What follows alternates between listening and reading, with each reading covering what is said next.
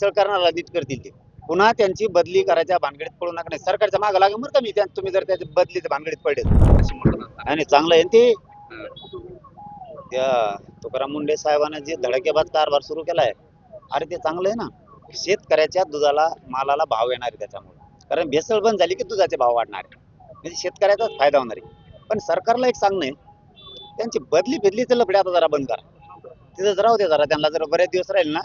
भेसळ करणारा नीट करतील ते पुन्हा त्यांची बदली करायच्या भानगडीत पडू नका नाही सरकारच्या मागे लागेल बरं का मी तुम्ही जर त्याच्या बदलीच्या भानगडीत पडले चलो धन्यवाद लय पाय आणि चांगलं आहे ते त्या तुकाराम मुंडे साहेबांना जे धडकेबाज कारभार सुरू केलाय